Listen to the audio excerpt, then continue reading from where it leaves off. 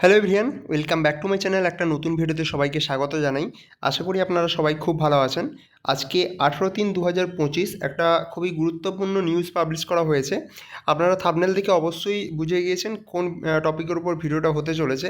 তবু আমি বলে রাখি যে ওয়েস্ট বেঙ্গল গভর্নমেন্টের আন্ডারে যে সমস্ত এমপ্লয়িরা কাজ করেন, তারা পার্মানেন্ট এমপ্লয়ি হোক বা যারা ক্যাজুয়াল ওয়ার্কার হোক, সবাই কিন্তু এই 2024-25 যে ফিনান্সিয়াল ইয়ার রয়েছে, তো এই ইয়ারে আপনারা কিন্তু আহ, আপনারা যে বোনাস, সেই বোনাসটা পাবেন। এবং সেই বোনাস রিলেটেড যে মেমোরেন্ডাম, সেটা আজকে ফিনান্স ডিপার্টমেন্টের তরফ থেকে প্রকাশ করা হয়েছে। তো সেটা নিয়েই আমি এই ভিডিওটা করতে চলেছি। আপনারা কারা কারা এই বোনাসটা পাবেন এবং ম্যাক্সিমাম কত টাকা পর্যন্ত পাবেন এবং কিভাবে এই বোনাসটা হিসাব করবেন, তো সমস্ত কিন্তু এই নোটিফিকেশনে দেওয়া রয়েছে। এটা কিন্তু প্রতি বছর পাবলিশ করা হয় প্রতি ফিনান্সিয়াল ইয়ারের ক্ষেত্রে।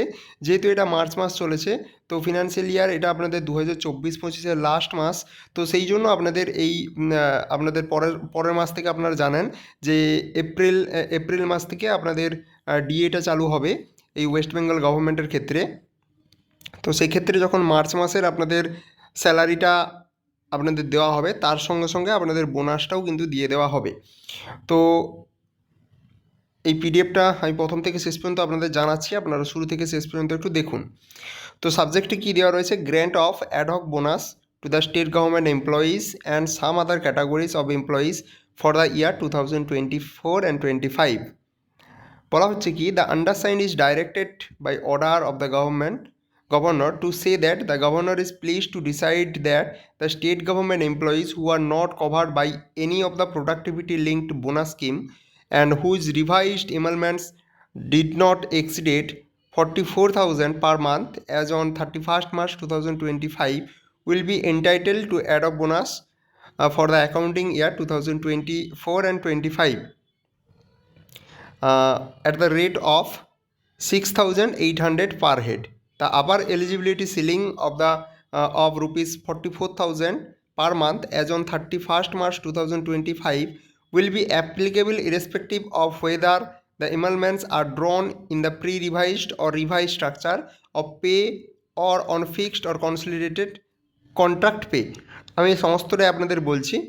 তো এটা আপনাদের যেটা বলা হচ্ছে, যে সমস্ত এমপ্লয়ি যারা রয়েছে, যাদের পার মান্থ স্যালারি 44,000 টাকার থেকে বেশি নয়, এবং এর মধ্যে কি কি আপনাদের অ্যাড করা হবে, কোনগুলোকে আপনারা অ্যাড করবেন না, সেগুলো আমি বলছি।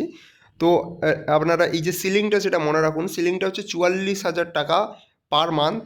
31 মার্চ 2025-এর রেসপেক্টে আপনার যদি স্যালারি হয়ে থাকে এর মধ্যে, তাহলে কিন্তু আপনারা এই 6,800 টাকা করে বোনাস আপনারা পাবেন। এবার বলা হচ্ছে যে কি, এই বেনিফিটটা, the benefit will be admissible subject to the following terms and condition. কী কী বলা হচ্ছে সেটা আমরা এক এক করে দেখে নেব। তো ফার্স্ট যেটা বলা হচ্ছে, ad hoc bonus admissible under the order will be work out on the basis of emoluments as admissible on 31st March 2025। আচ্ছা, এটা আপনাদের বলা হচ্ছে, এবং এর মধ্যে একটা পরিষ্কার করে একটা লাইন আছে, আপনারা একটু দেখুন, যে বলা হচ্ছে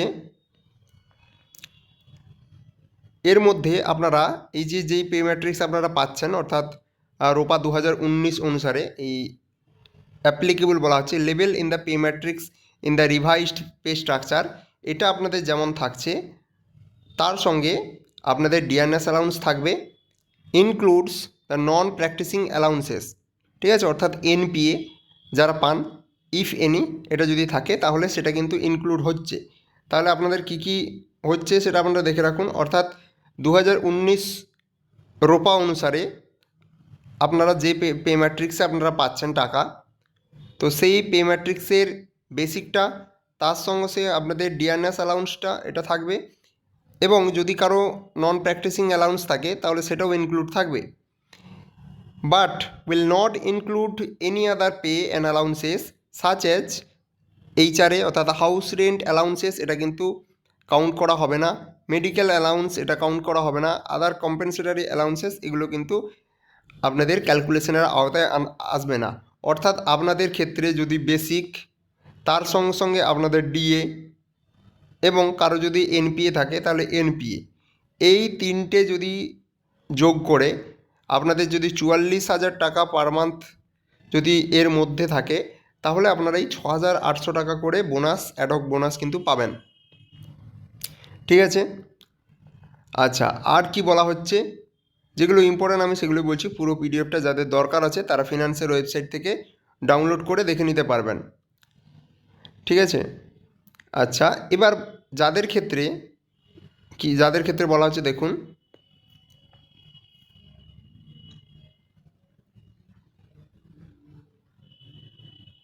the employee who rendered at least 6 month continuous service during the year 2024 and 25 will be eligible for payment of ad hoc bonus under this order।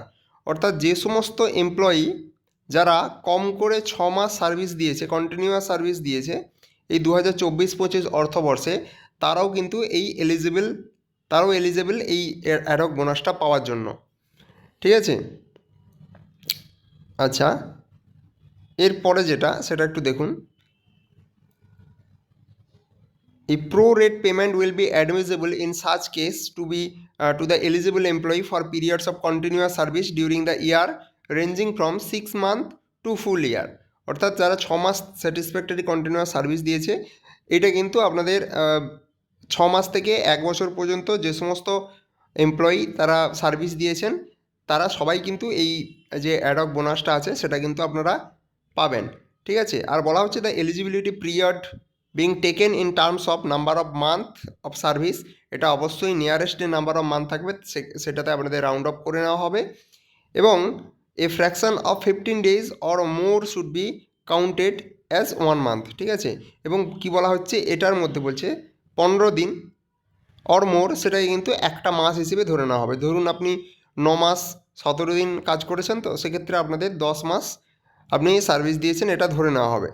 এবার কেউ যদি 10 মাস সার্ভিস করে তো সেক্ষেত্রে তার অ্যাড হক বোনাসটা কীভাবে ক্যালকুলেশন করা হবে সেই সম্বন্ধে বলা হয়েছে। দেখুন এইখানে বলা হচ্ছে এমালমেন্টস অ্যাজ অন 31 মার্চ 2025। অর্থাৎ কেউ যদি ধরুন বললাম যেটা 10 মাস চাকরি করেছে, তার এই 31 মার্চ 2025-এর রেসপেক্টে তার যে এমালমেন্টস রয়েছে সেইটা, এবং তার সঙ্গে কি গুণ করা হবে, তার সঙ্গে গুণ করা হবে eligibility period in number of month, অর্থাৎ তিনি কত মাস চাকরি করেছেন। ঠিক আছে। বাই আপনাদের টোটাল যে মান্থ আছে, অর্থাৎ 1 বছরে 12 মাস সেইটা থাকবে। তাহলে উপরে 10 নিচে 12 এবং 31 মার্চ 2025-এর অনুসারে তার এমালমেন্টস কত সেইটা ধরা হচ্ছে। ঠিক আছে। এবং বলা হচ্ছে যে এই অ্যামাউন্টটা যেটা দাঁড়াবে সেটা কিন্তু ম্যাক্সিমাম 6,800 টাকা হবে। তো এর থেকে যদি কম হয়, কারো যদি ধরুন 5,000 টাকা হয় তাহলে সে কিন্তু 5,000 টাকাই পাবে, কিন্তু কারো যদি 7,000 টাকা হয়ে যায় সে কিন্তু 7,000 টাকা পাবে না, সে 6,800 টাকাই পাবে। ঠিক আছে। এবার বলা হচ্ছে ক্যাজুয়াল ওয়ার্কারদের জন্য কীরকম বলা হচ্ছে। The casual worker who have put in work at least for 120 days and the emoluments of the consolidated pay in the year 2025 4 and 25 will also be entitled to ad hoc bonus under this order according to the following formula। তো তাদের কিভাবে calculation করা হবে, তো এখানে বলা হচ্ছে যে ক্যাজুয়াল ওয়ার্কার যারা রয়েছে, ক্যাজুয়াল ওয়ার্কার যারা অ্যাটলিস্ট 120 দিন কন্টিনিউয়াস সার্ভিস দিয়েছেন, সেক্ষেত্রে বলা হচ্ছে তাদের যে টোটাল স্যালারি, ঠিক আছে, তারা এই 2024-25 অর্থবর্ষে ইনকাম করেছে, total amount of salary or wages earn during the year 2024 and 25, সেটাকে আমরা 12 দিয়ে ভাগ করব। ঠিক আছে। এবং সেই অ্যামাউন্টটা ম্যাক্সিমাম 6,800 টাকা এর মধ্যে যদি হয় তাহলে সেইটা পাবে, এবং এটা যদি এক্সিড করে যায় তাহলে সে ম্যাক্সিমাম 6,800 টাকা পাবে। ঠিক আছে। তো এইভাবে মোটামুটি এটা ক্যালকুলেশন করা হচ্ছে। আপনারা যারা রেগুলার আপনারা এমপ্লয়ি রয়েছেন, পার্মানেন্ট এমপ্লয়ি রয়েছেন, তাদের ক্ষেত্রে আপনারা যাদের 44,000 টাকা পার মান্থ এটা সিলিং, বেসিক, ডিএ এবং কারো যদি এনপিএ থাকে তো এনপিএ নিয়ে তাহলে আপনারা 6,800 টাকা পাবেন। যাদের 44,000 টাকার থেকে বেশি তারা কোনো ধরনের অ্যাড হক বোনাস পাবেন না। সেকেন্ড, যারা ক্যাজুয়াল ওয়ার্কার রয়েছেন তো তাদের ক্যাজুয়াল ওয়ার্কারদের জন্য আপনাদের প্রসেস রয়েছে যে কিভাবে তারা এই অ্যাড হক বোনাসটা ক্যালকুলেশন করবে। তারা যদি অ্যাটলিস্ট 120 দিন আপনারা সার্ভিস দিয়ে থাকেন তাহলে ওই 2024-25 অর্থবর্ষে টোটাল আপনারা ইনকাম যা করেছেন সেটাকে 12 দিয়ে আপনারা ভাগ করবেন, এবং সেই টাকাটা ম্যাক্সিমাম আপনাদের জন্য 6,800 টাকা হয়, তার বেশি হলে আপনারা কিন্তু 6,800 টাকাই পাবেন। আর যারা রেন্ডারে কাজ করেছেন তাদেরও সেম, যে তারা 31 মার্চ 2025 রেসপেক্টে তাদের যে এনরোলমেন্টস রয়েছে তার সঙ্গে যে তারা যত মাস চাকরি করেছে সেইটা তাকে 12 দিয়ে ভাগ করে দিলে যে অ্যামাউন্টটা হবে সেটা ম্যাক্সিমাম 6,800 টাকার মধ্যে বা 6,800 টাকা হতে হবে। তো এইভাবে অ্যাডক বোনাসটা 2024-25 অর্থবর্ষে আপনাদের এমপ্লয়ি যারা রয়েছে ওয়েস্ট বেঙ্গল গভর্নমেন্টের আন্ডারে তাদেরকে দেওয়া হবে। আশা করি ভিডিওটা আপনাদের হেল্পফুল হয়েছে। আর যদি ভালো লাগে অবশ্যই চ্যানেলটিকে সাবস্ক্রাইব করে থাকবেন।